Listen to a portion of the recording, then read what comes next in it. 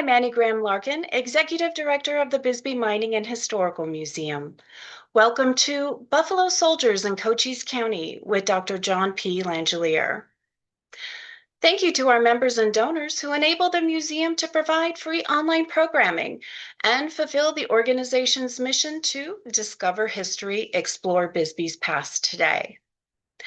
To learn how you can assist the museum in supporting its mission and programs by becoming a member or donor, please visit bisbeemuseum.org. On Saturday, October 18th at 11 a.m., the museum will host the free online program Haunted Bisbee with author Francine Powers. To register or for more information, visit the Bisbee Mining and Historical Museum's Facebook page. Okay, Dr. John P. Langellier, a longtime resident of Tucson, received his BA and MA in History and Historical Archaeology from the University of San Diego and a PhD from Kansas State University with an emphasis on military history. His career in public history spans a half century with such diverse organizations such as the Arizona Historical Society, Department of the Army, Department of the Navy, Wyoming State Museums, the Autry Center of the American West, National Archives and Records, and the National Park Service, for which he was selected as the principal investigator to study buffalo soldiers in national parks.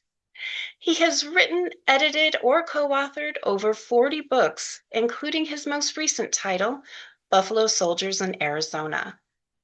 And if you would like to ask questions during the program today, please type your questions into the Q&A chat box, and we'll gather those to share with our speaker after the presentation.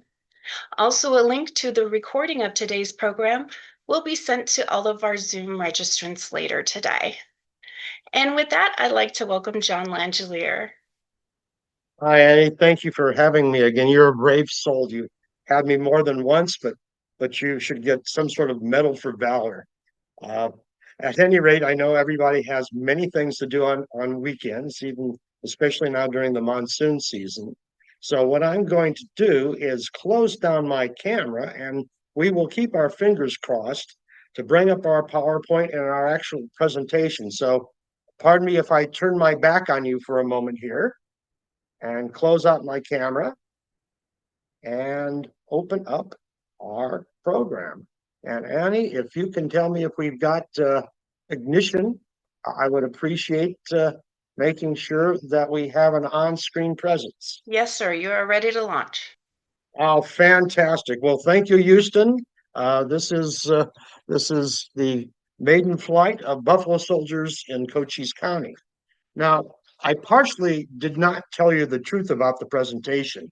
At the end, we'll focus on Cochise County, but you are a test for me to talk about the coming of the Buffalo Soldiers and how this group of Black soldiers were formed and their place in history, particularly their early place in history right after the Civil War. So bear with me. As they say in Maine, it'll be a long way around the barn, but we'll eventually get back to Cochise County and Arizona proper.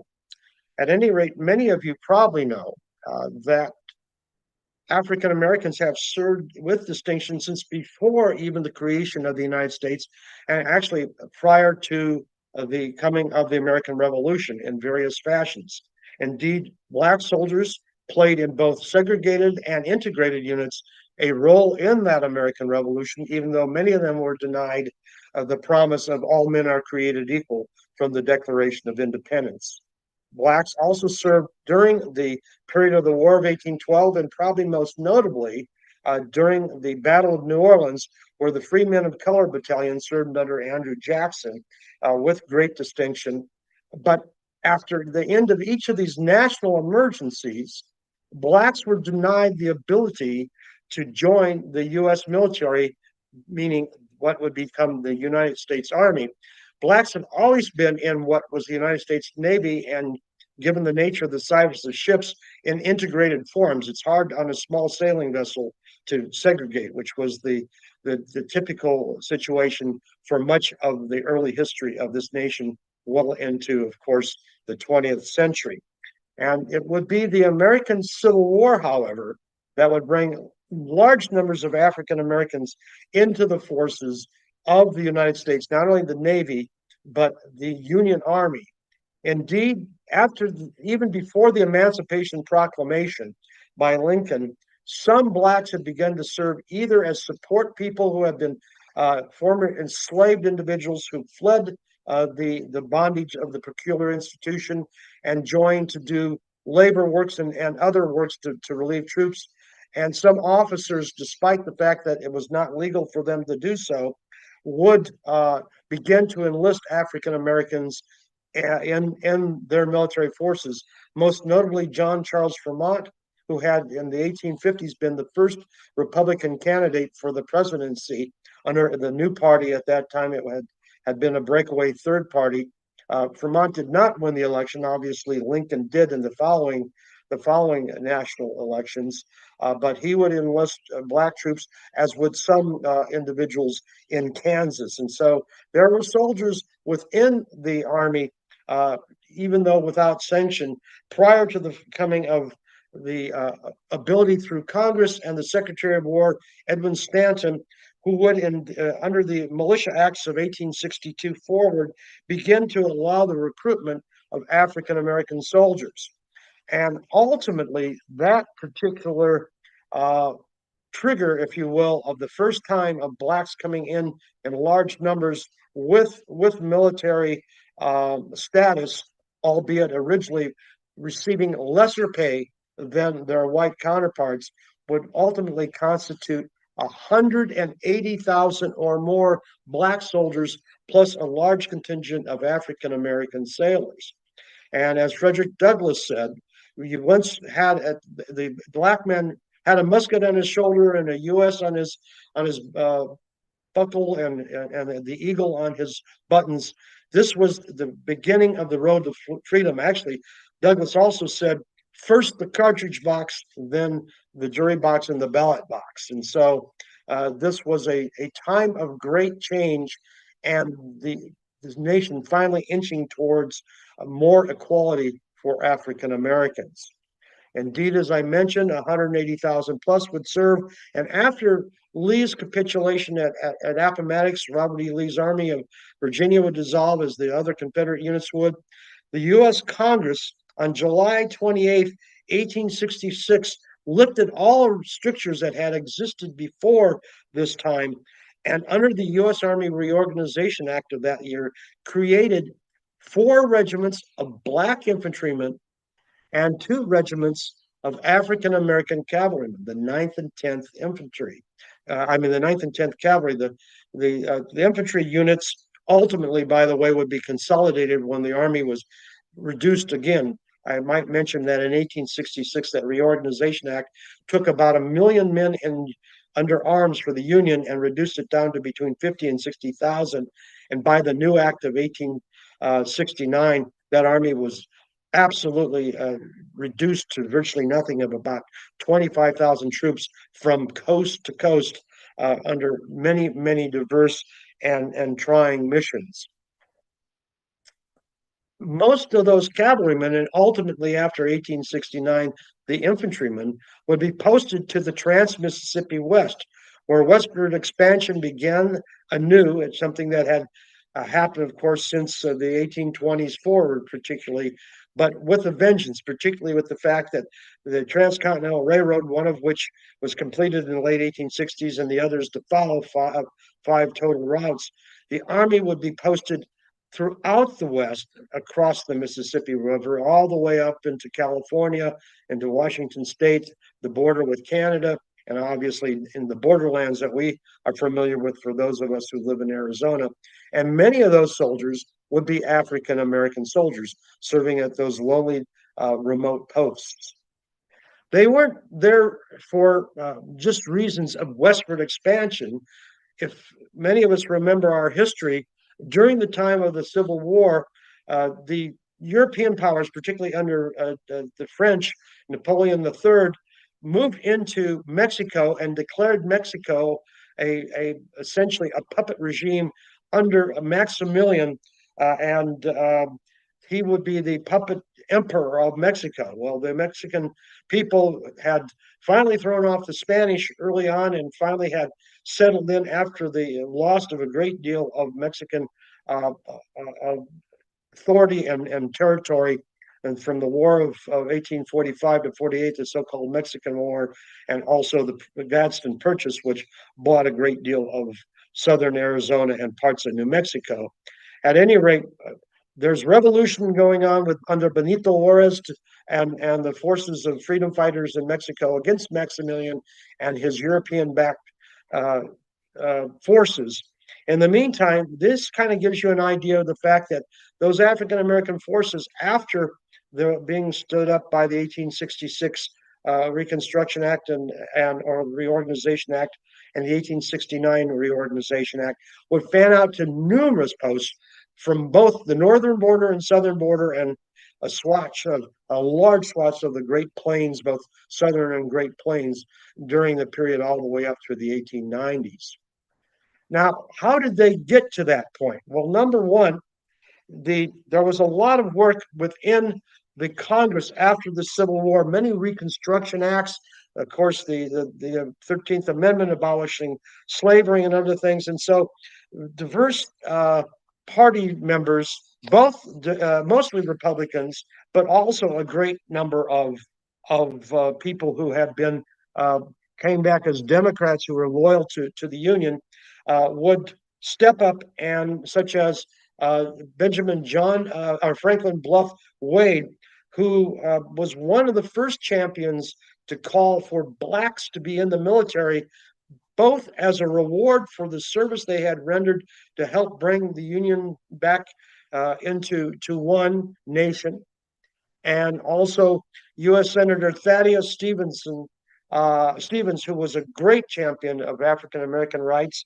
And no, it's not Tommy Lee Jones from the movie Lincoln, but he did a fair rendition in that. And actually, as Hollywood goes, that was a much more historically accurate film than most. But at any rate, Stevens and Wade and a Representative John Chandler, who was a Democrat and not one of the radical Republicans, but still felt that not only did blacks need to be embraced and brought into the U.S. Army, but came up with the outlandish thought that they should also be officers in the U.S. Army, something that had been not the norm. And indeed, all the officers of these black regiments, with three exceptions later on, and their chaplains, which we'll get to momentarily, would be whites. And those whites, in the most part, after President Andrew Jackson signed the reorganization bill in 1866 and stood up under the 39th Congress, those six black regiments, they would have one unique feature separating them, besides the segregation that they experienced, from their white counterparts. And that was to say that chaplains in the U.S. Army, the regular Army, not the volunteer units that had served during the Civil War, had heretofore always been posted to an installation, i.e., they'd be a chaplain at Fort Riley, Kansas, or Fort Huachuca, Arizona, later on, etc. But the black regiments all were sanctioned chaplains who held the rank of captain in the U.S. Army to not only be their spiritual leaders, but also to bring in education. Many of the blacks had been denied, actually been punished for being educated. If one found out that they could read or write or any of the rudimentary things that people would take for granted in this day and age, that was a severe punishment could ensue. And so those soldiers, many of them who had not been educated, had the opportunity to receive basic educations that would allow them to not only function as soldiers, but later on move into society as a whole and be more than just sharecroppers or doing menial jobs, because now they had an educational background. And so this was a humanitarian effort, but a very practical effort on the part of the U.S. Army to bring in these individuals. Unfortunately, the chaplains initially were all white, and many of them, actually none of them, came from African American Methodist Episcopal Church or Baptist persuasion or whatever. So they were unfamiliar with the type of denominations that were typically found amongst the African American community of the pre and post Civil War era. Well, at this time, it's time to not only have chaplains to help educate them, but it's time to take a piece of paper that Congress has said there will be these regiments and stand up those regiments to be part of the U.S. Army. And so Ulysses S. Grant, working with Stanton, sent an order to one of his favorite generals, and who was serving as the head with headquarters in New Orleans in the Department of the Gulf, instructing Major General Philip Sheridan to begin the enlistment of a black cavalry regiment and a regiment of infantry, black infantrymen, who would be formed up in headquarters in the New Orleans area. Recruiting took place with Major General Townsend, who had been the Adjutant General of the Army, the head person to get orders out and paperwork shoved about. And he sent a telegram to Sheridan telling him that Grant wanted him to stand up these black regiments. And they felt that New Orleans, particularly in Louisiana in general, was a great area because both Louisiana and Kansas and Kentucky had large numbers of African Americans, over 20,000 in both of those states, who had volunteered to serve in the Union Army. And so they thought it was a great potential place for recruiting former Union soldiers who had been referred to as the U.S. Colored Troops, the USCT. And those USCT would be perfect places to gather people who had military experience, who had been African American soldiers, and to be then brought into these new regular Army regiments. This regiment under the cavalry, which we're going to concentrate on now, Colonel Edward Hatch. Hatch had been a colonel in the Civil War, had been breveted, meant he had been promoted honorarily up through the ranks or the rate of major general for bravery. And he had, along with Benjamin Grierson and others, led a sweeping cavalry raid into the South, into New Orleans during the Civil War with white soldiers, which was immortalized in the not very accurate John Wayne movie, The Horse Soldiers. But nonetheless, Hatch and Grierson would be rewarded for that daring raid into the South by both becoming the colonel, in Hatch's case, the Ninth Cavalry, and Benjamin Grierson, a former music school teacher in Illinois, being made the colonel of the brother regiment, the 10th Cavalry, also of black soldiers.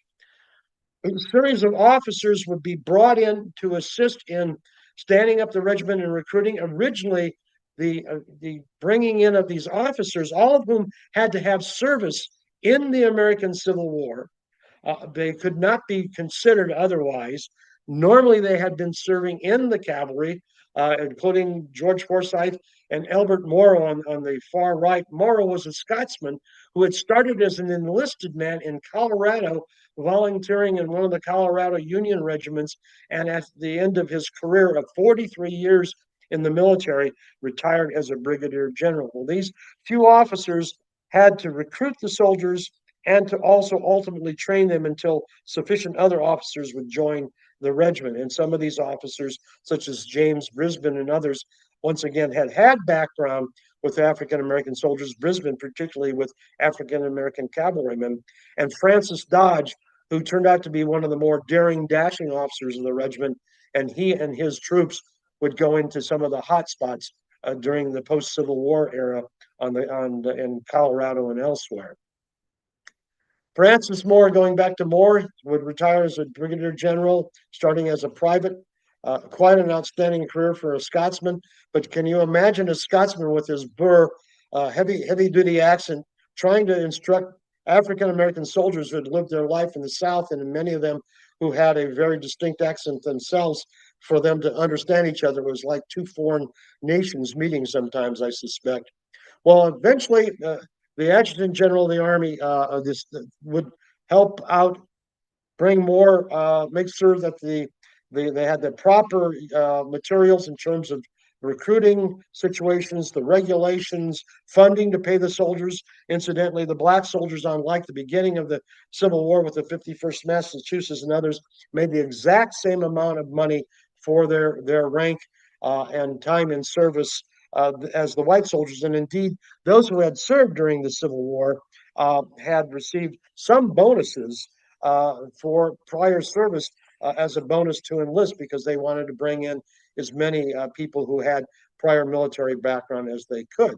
And so the recruiters, as I mentioned, relied heavily on these U.S. colored troop veterans as much as possible. First in areas such as uh, around New Orleans, spanning out into other areas in Louisiana, eventually into Florida, Virginia, and ultimately, as we'll see, all the way up into Kentucky and elsewhere. Baton Rouge was one of the areas that proved fruitful to their recruiting efforts. And some recruiting took place amongst the newly stood up Freedmen Bureau, another one of the uh, situations that had been started by the Republicans during Reconstruction to bring in former enslaved individuals to be able to begin a life of freedom, of having their own farms, their own businesses. And a few people were recruited from these ranks, but the African Americans were extremely important to return to the economy of the pre-Civil War, cotton and sugar and other things, because the South had been devastated and it was necessary for this knowledgeable workforce to return to the field. So there was a prohibition against recruiting too heavily, so that the people who needed to get the economy back on its feet would not join the military, although the military, for many reasons, were quite attractive to newly freed enslaved individuals. Now, when they found that they were getting a number of Civil War volunteers from the South, particularly, but those were infantrymen, and this is going to be a cavalry unit, and it's apples and oranges. And so Brisbane, one of the officers that I mentioned earlier, decided that through channels that he would be able to go up to Kentucky, where the 5th and 6th Kentucky Cavalry Regiments, which were black cavalry regiments, were being mustered out. That meant being honorably discharged en masse. And they figured, well, we've got these guys who had served with distinction during the Civil War. They're trained cavalrymen. There'll be a cadre, 11, if you will, to help bring up these infantrymen and teach them the basics of cavalry, which is quite different and quite convoluted in many respects from the standard infantry drill of the period. And so Brisbane was pretty successful in going to Kentucky and bringing back these individuals.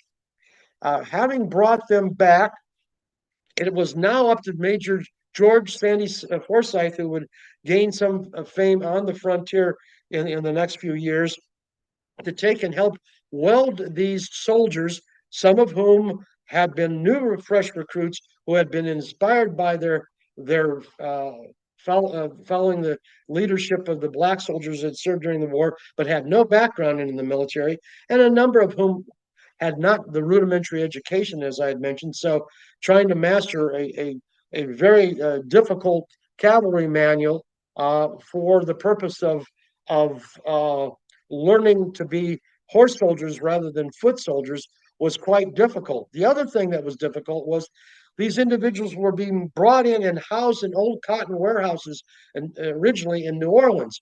Well, with sanitary conditions and other things, cholera particularly struck and began to devastate the unit. And there was an outbreak of epidemic amongst these soldiers, as well as some of the white units that were being brought up at that time, because the understanding of pandemics were very limited at that time. And so this outbreak of cholera made it even more difficult with all the other aspects that were hazards or hurdles to be overcome by the new soldiers and their officers. So they moved to Sedgwick Barracks in Greenville, Louisiana, a little away from the crowding conditions. This had been an area that troops had been rallied during the Civil War, and continued to be a marshaling point for some years thereafter. And Carlton, Louisiana, again, to get them away from the conditions, the crowded conditions of the urban area. And eventually, down from Mississippi, a river to Vicksburg, would come the Kentucky soldiers. They had been recruited. They would join their brethren who had been recruited elsewhere in the South, and having left their homes in Lexington and elsewhere, and attempt to master this difficult cavalry drill that started with very basics of four individuals serving together, all the way up through a squadron level, which would have consisted of hundreds and hundreds of men working as one entity. Unlike some writers who have claimed that the soldiers received the poorest mounts and cast off equipment and such, that's pure balderdash. The Ninth Cavalry Reserve received the most up to date weapon of the time, a repeating 7-shot rifle, the Spencer carbine, that loaded through the rear. So it was kind of a magazine fed weapon. And it also had a device that you could keep several of these tubes that went in the butt of the weapon in this pouch or canister and for rapid reloading.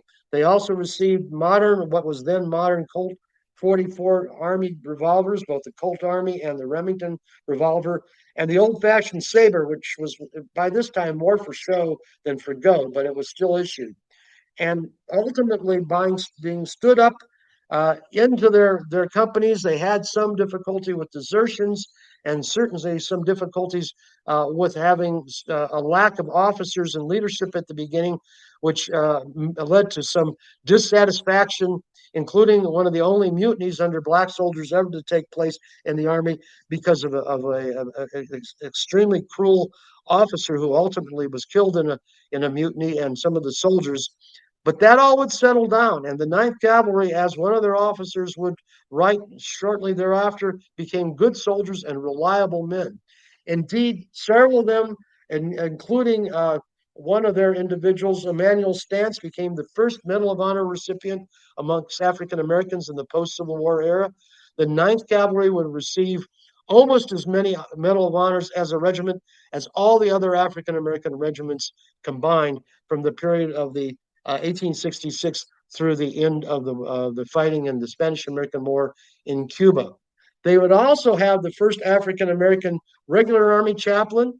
The military finally shifted their perspective and said we should have black chaplains with the black regiments who come from denominations such as the AME and the Baptist persuasion. And the first black officers in the U.S. Cavalry who came out of West Point, two of the first three, John Hanks Alexander and Charles Young, the first being Henry O. Flipper, went to the Ninth Cavalry, and the first black enlisted man to be promoted from the ranks to officer, Benjamin O. Davis Sr., started his military career as a non-commissioned officer with the Ninth Cavalry, and for a period of time after his commission as a second lieutenant, served with that unit. Ultimately, Davis went on to be the first African-American general officer in the U.S. Army. The same Ninth Cavalry was served in distinction on the American West, on the border. They would serve in Cuba. They would serve in the Philippines several times. They would serve as park rangers in Sequoia, Grant National Park, and also in Yosemite. They would ultimately, however, in the period of turbulence along the Mexican border during the time of the Mexican Revolution from about 1910 forward, began to report to places such as Douglas, Fort Huachuca, Bisbee, and Camp Naco, which we'll talk about a bit later, Nogales, and several other installations, not only in Arizona, but across the border from Texas all the way to Yuma. This is the Wells Fargo building at Camp Naco, where soldiers would wait patiently to try and deter smugglers and revolutions from spilling over, which it sometimes did north of the border from the fighting between federal forces of the Mexican government and revolutionary forces under such notable leaders as Teodoro Arango, somebody we know better as Pancho Villa. So the soldiers would serve with distinctions from the 9th Cavalry, 10th Cavalry, ultimately the 24th and 25th Infantry, across the spectrum, including here's some of the 9th Cavalrymen at the national parks in the Redwoods. They would build a distinctive record. That record, particularly of the 9th Cavalry, has not been codified in any one book, although some of these books, particularly the Buffalo Soldiers and Officers in the 9th Cavalry, do a fairly good job of looking at the black soldier in the West. And the one book, should you want to read a book that is the single most important volume about the black soldiers in their post-Civil War period up through the eve of the Spanish-American War, it is the book by William Dovach and Thomas Phillips, The Black Regulars, 1866 to 1898. And because I had promised to talk to you about the Black soldiers in the Cochise County area, shameful, shameful, shameful of me. I'm promoting my new book, Buffalo Soldiers in Arizona, but not totally shameful because it is mostly only available at the Bisbee Mining and History Museum, where you, if you have not visited, shameful on you too, you need to visit that museum, which amongst other things has a very concise look at the Black soldier in the area of the border, particularly around Bisbee and Naco.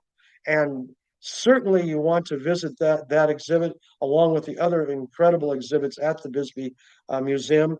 And you also want to start going online to the Camp Naco, the Naco Heritage Alliance. And again, Annie, as she has promised, will provide you links to this. They have outstanding programs, and their newsletter comes out electronically monthly. And between the Bisbee Museum and the Naco situation, we will have a very full, concise, accurate picture of the contributions of the Black soldier to not only that particular area and Cochise County in general, but a major important look at the role that the African American soldiers have played from the time of the 1880s, actually, well into World War II, when at one time two complete divisions of African American soldiers served and ultimately deployed overseas during the Second World War. And with that, we'll try and return to the mothership. Sounds good.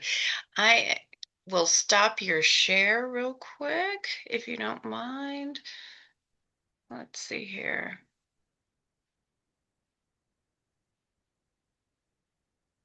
Or Well, I if you think I can hit. if you wouldn't I mind can hit pressing there. stop. There we go. There Oh, we go. It was oh, that little red flag that you. I did. I thought you shared better than that, but that's okay, Annie. That's. I'll take it away. all right. We have a multi-part question from Ken, so I'll ask the questions one at a time. Like a lot of soldiers, were they tasked at times with a lot of hard physical labor, such as digging out areas for forts, etc.? Great question. My book that I wrote last year for the under the Park Service is called More Work Than Glory, and our colleague has just put the finger on it.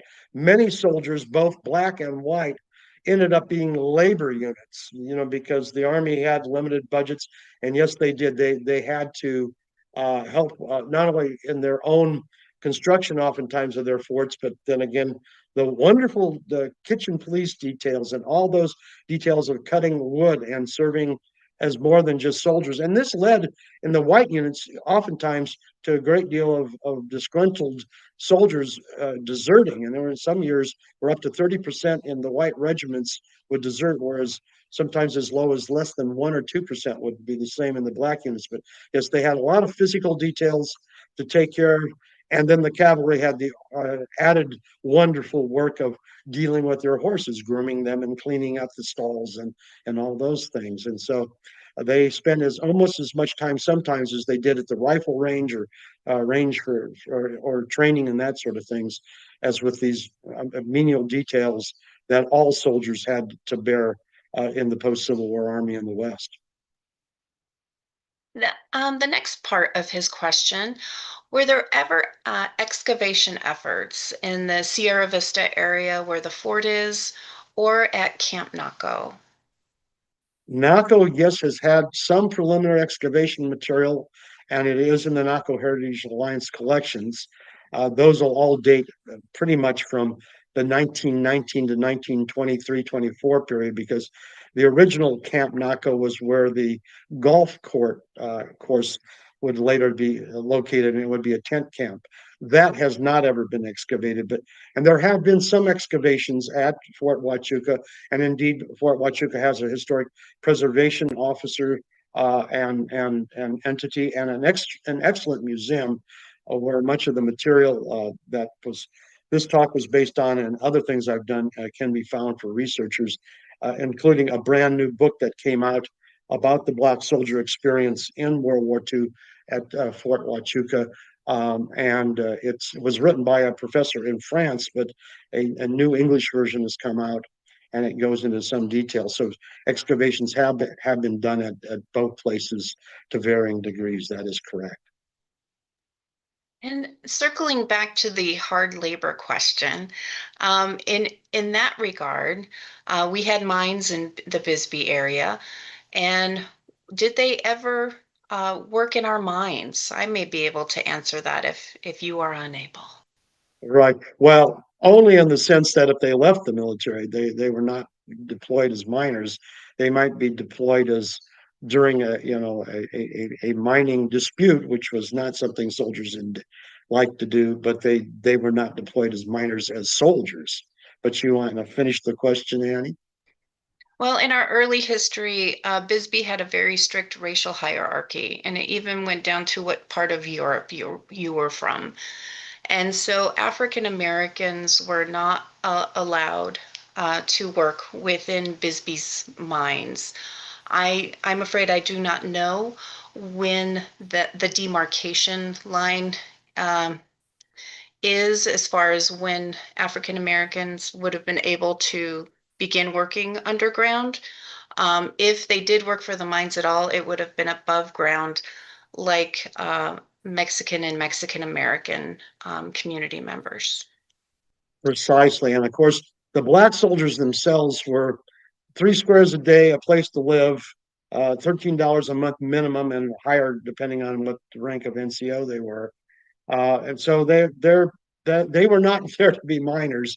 And again, the Army wouldn't send them in to be miners. Many Army officers did indeed engage in mining or mining speculation, but not mining themselves. They would stake claims or what have you. But the soldiers themselves, you're right, were strictly segregated. Interestingly enough, however, where that line would be crossed, you couldn't work in my mine, but as you and many people in the area know, we can play baseball against you at Warren Field. And some of the finest black baseball teams in the country and some of the finest amateur teams in the country were amongst the black soldiers who served in Arizona.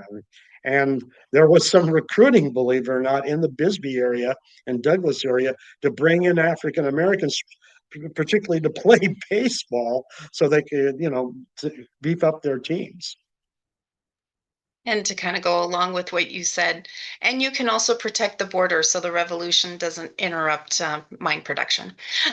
That, that's and as a matter of fact, it's a major thing. The railroad, which is interconnected with mining, not only on your side or our side of the border, but obviously there's American mining interests heavily in Mexico, particularly in Sonora, and so those soldiers are there to protect those mining interests, which are a major part of our economy at the time. And then, as a follow up to Ken's question, he had a comment. He said that he had heard once that Black soldiers were particularly tasked with hard labor on projects that were secret because they would never talk to strangers and they were tight lipped among themselves. Like the name Buffalo Soldier and many other things, that's a myth. Buffalo soldiers did not call themselves Buffalo Soldiers. That's a term that came out later on, and you'll see it in white print, but not amongst the soldiers themselves. So, no, that's one of the numerous myths, along with getting the worst posting, the worst equipment. Being named Buffalo Soldiers is an honorific title by Native Americans who respected them. There's a lot of myths out there, I'm afraid. Once again, the best source is the Black regulars, but that they were not put on secret missions. They went on many desperate, dangerous missions, but not secret missions or especially hard tasks to build, because all soldiers were at one time or another pretty much, particularly in the early period after the immediate Civil War, were tasked to do things that they had not signed up to do, i.e., build forts. They thought they were supposed to garrison those forts and protect settlers and keep bandits from both sides of the border, Anglo and otherwise, cattle rustling, that sort of thing. And smuggling, by the way, the black soldiers spent a great deal of their career, because there was no border patrol, stopping smuggling, particularly during the time of prohibition, of illegal alcohol, but also drugs and smuggling of firearms and ammunition during the revolutionary time. So they were as much a police force as they were anything else, but not a secret service organization going in and doing CIA work. And Christine has asked, would you tell us about the Iron Riders? The Iron Riders have nothing to do with Arizona, nor is that a real title, but I will be happy to do so. Iron Riders is a name of a book that a colleague of mine wrote many years ago, which was the 24th Infantry in, by this time, serving in at Fort Missoula, Montana, which is a gorgeous area, a nice little college town.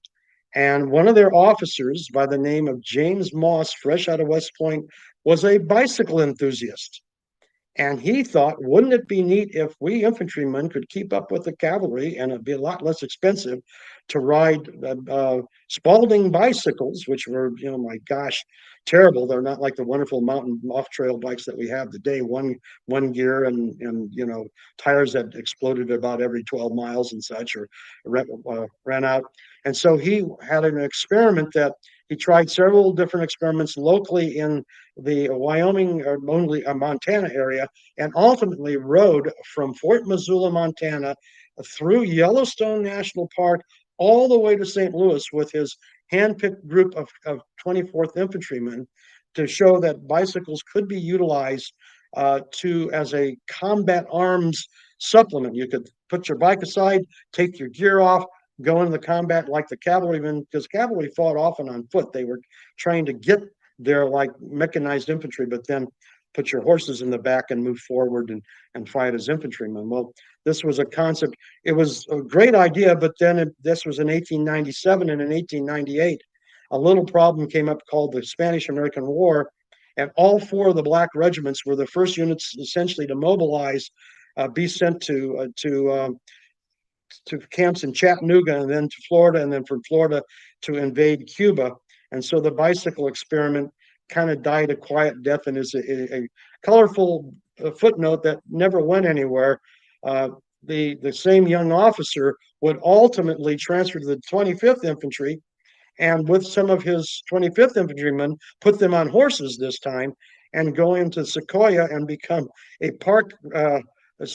acting park superintendent with his black infantrymen as park rangers. But that was an experiment, and the book is called Iron Riders by George Sorensen, and there's a great deal of information on the topic. Again, it was a minor footnote, but an interesting one.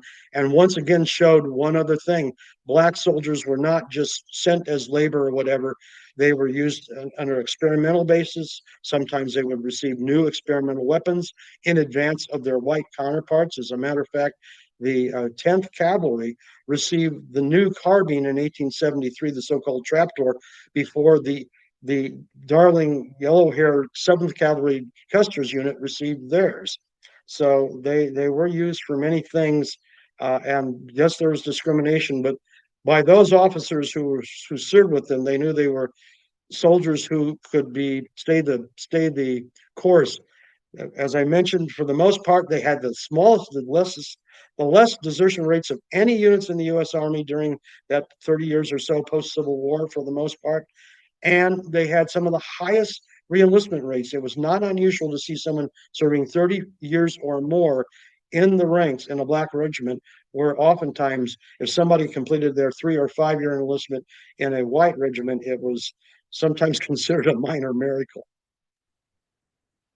Um, and Chris is sharing a memory. He says that he recalls his father-in-law, Bob Gaethje, telling him of seeing black soldiers from Fort Huachuca marching in the Bisbee 4th of July parade in the late 1940s. And he wanted to share that wonderful memory. It's and that is, he brings up an important point. Baseball, that I mentioned, helps cement the community, the black community, with other non-African Americans.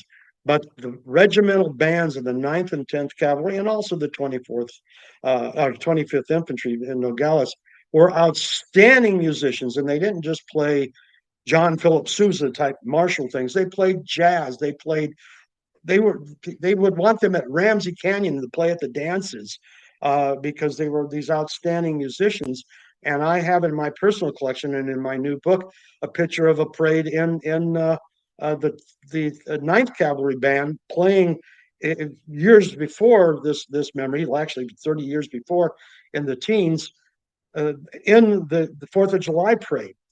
The interesting thing about that is of course, they're cavalry bands. They don't march. They're playing their tubas and trombones and whatever on horses with their reins dropped, and the horses being guided by their knees as they played in these parades. And they were extremely popular. If you had a political rally, the Eagles Club was meeting. Douglas and Bisbee's Eagle clubs were meeting, and they wanted to turn out at the railroad station to greet their fellow Eagles from the other area. They'd ask these troops with their bands to show up from Fort Huachuca or from Camp Jones or wherever. So that it's a wonderful memory, and I think there's probably people from other generations back that can talk about their grandparents and great grandparents seeing these bandsmen and actually dancing to their music at some time. So thank you for sharing that memory.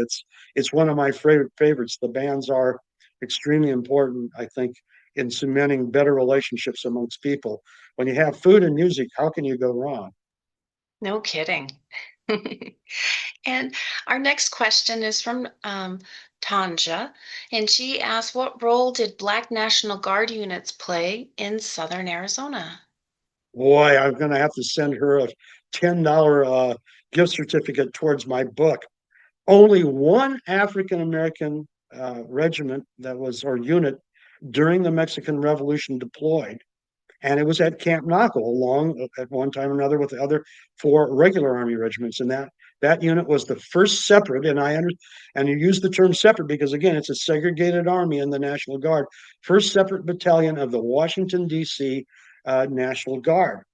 That unit major was the superintendent of African American schools in Washington, D.C. These were not the semi-literate or illiterate individuals that had come out of the Civil War. These were highly educated men. They deployed to the border. They were stationed at Camp Naco.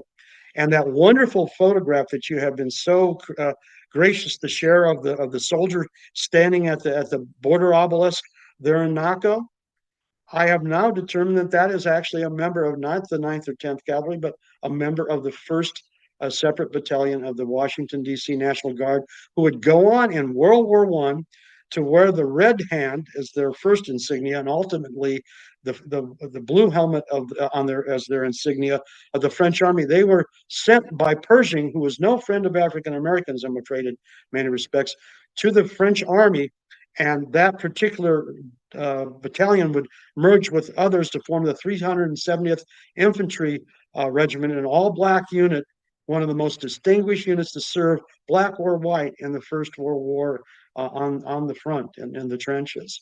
And so that's a great question. They got some practical training on the border before packing up, going back to D.C., kissing their loved ones goodbye, and heading over there during 1917, 1918. So thank you for that question.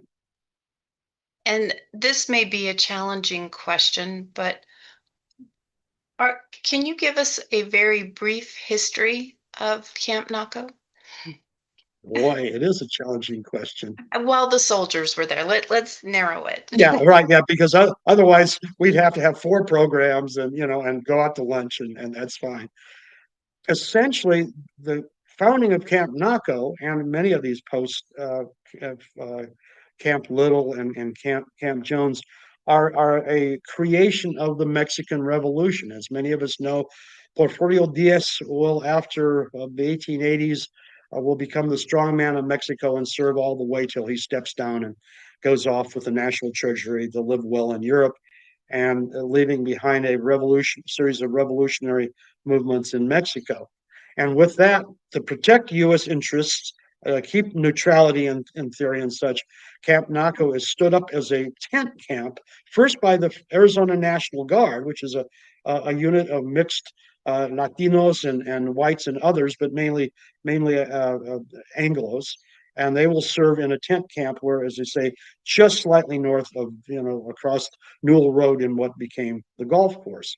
And that camp will exist as a tent camp for the 9th Cavalry, the 10th Cavalry, and then the 25th Infantry at various times until 1919, when the war is over in Europe in the previous year, and they have all this surplus building material that they have decided they're going to build a cordon of military fire bases along the volatile Mexican border, even though things had settled down considerably by the post-World War I era.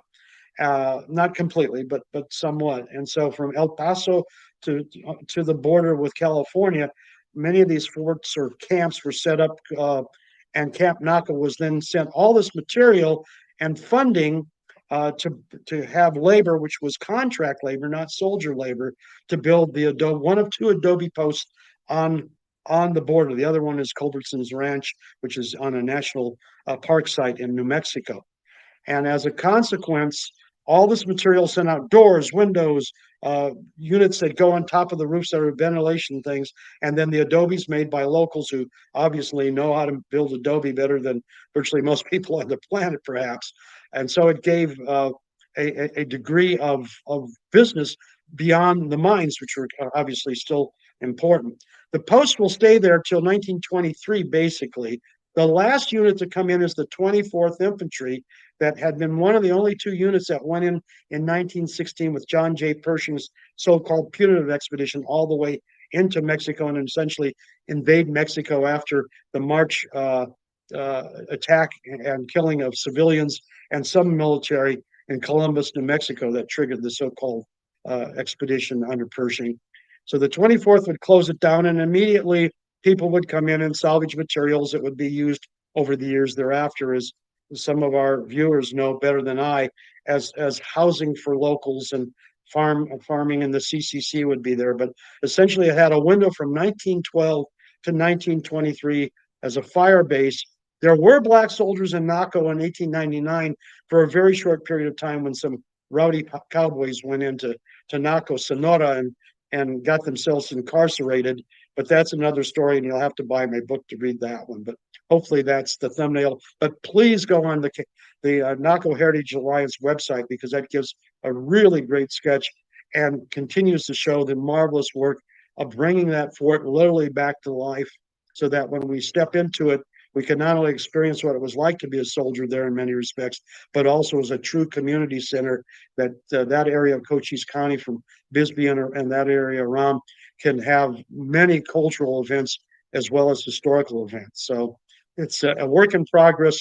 That'll be one of the great success stories, like the Bisbee Mining and Historical Museum. Oh, I love you, John. Thank you. And I wasn't paid to say that, by the way. So there you go. Um, and are there other locations like Camp Naco that are undergoing either preservation efforts or currently state or national parks? Well, there are 24 national parks that have some aspect of post-Civil War Black military history, including Skagway, Alaska. Can you imagine a soldier being told, your buddies are going to the Philippines? Oh, man. You're going to Alaska? Oh, man. So, to protect the border from those dastardly Canadians, their Mounties and their Molsons and such. So, and they served in Hawaii too, and other places. So there are numerous sites, some of the best sites, but this is really the only site that deals, meaning Camp Naco, that really heavily deals with that very difficult, different time, a time that still resonates today, and that is the border difficulties during the Mexican Revolution, is Camp Naco.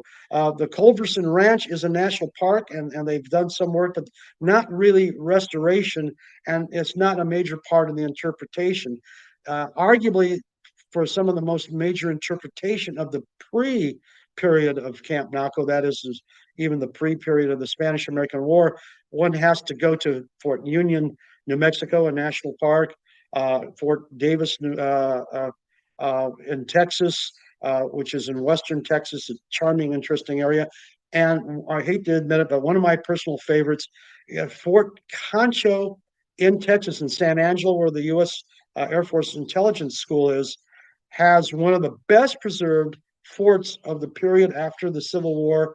Magnificent work has been done there. It's a city park that does that city proud. If you ever want to spend a fun Christmas, they have an annual Frontier Army military ball at Camp Naco at Fort Concho for Christmas. And the fort truly is almost as if you stepped into a time warp, except you can walk across the street and get a great burrito or enchilada. So it's, the best of all worlds. Well, But Naco is essentially unique in what it's doing, and bravo to them. well, thank you so much for sharing that with us. It just, I think, exemplifies how special what is happening there and what will be able to utilize within the next year and a half or so. Well, John, we're coming to about 1 hour, so I'd like to thank you so much for joining us today and sharing your knowledge with our audience. Well, thank you for being brave to have me again. I owe you a big lunch somewhere at one of your great restaurants in Bisbee. And thank you so much to our audience for joining us today. I hope to see you all again on October 18th for our next online program. Have a great day, everyone. Bye.